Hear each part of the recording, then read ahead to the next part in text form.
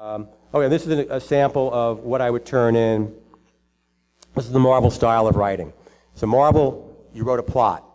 Okay, the plot went to the editor. In this case, the plot went to an editor and to Hasbro for approval.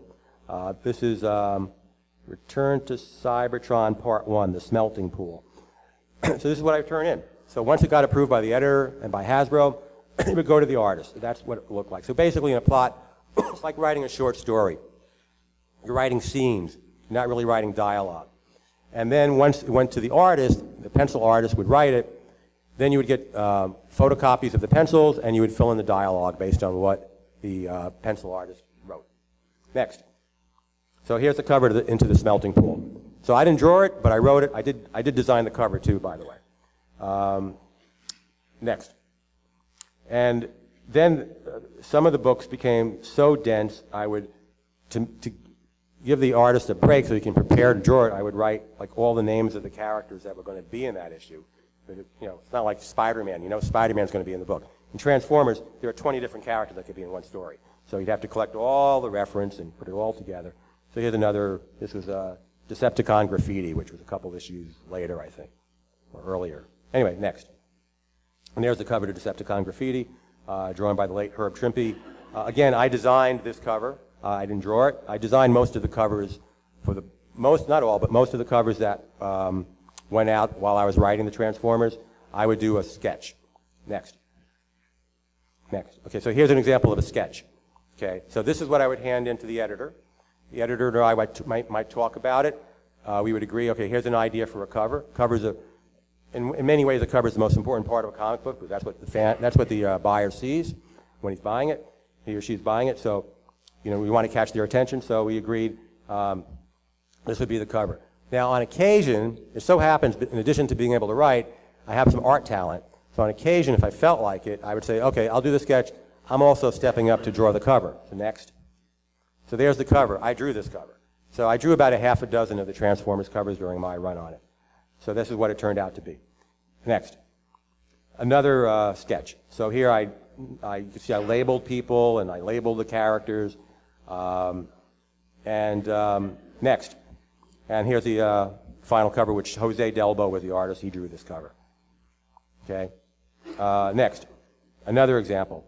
Now, in this cover, I had just had a visit to the Grand Canyon, so I thought, I think I'll write that into a story. So, next. So this is what that cover became. This one I drew. This cover I drew. By the way, the advantage for those of you who are worried about paying taxes, the advantage of going to a place and writing it into your story is that trip immediately becomes tax deductible. I learned that from Senator Al Franken when he was on Saturday Night Live. Okay, he actually did a bit on Saturday Night Live where he held a whole bunch of postcards, his trip to Hawaii, his trip to here, his trip to there, and he was getting a laugh from the audience. Every time he got a laugh from the audience, it says, tax deductible, tax deductible. So keep that in mind. Next. Another cover where I did a sketch, and next. And here's the final cover. This one I drew. So again, like I said, I did most of the cover sketches to give out to other artists, but occasionally I would decide to draw it myself. This was inked by the great Kevin Nolan. He made me look much better than I could do it on my own. Next. Eventually, all of these character profiles were gathered into an encyclopedia, which eventually became the Transformers universe. Next.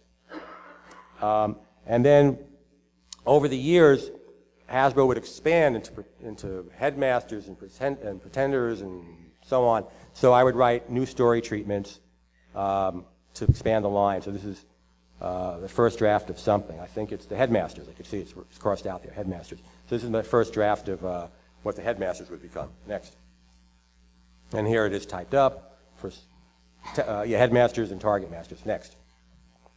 Here's the first issue to the Headmasters miniseries. I happen to have drawn this cover. Next. And here's some extra material for the Creation Matrix, which became the Allspark, I think, in the movies and the animated. So I came up with the initial concept of the Creation Matrix, and I put it down on paper for whatever reason, I don't remember. Next. And then I think this is the final slide of my little PowerPoint. This is just Buster Witwicky. I think he has the power of the Creation Matrix in in that particular scene. That's what's going on there. And that wraps it up. So basically started out developing these characters over a weekend. Became the editor of the miniseries. The miniseries developed into a regular monthly book. Took over as the writer for the next 4 years or so.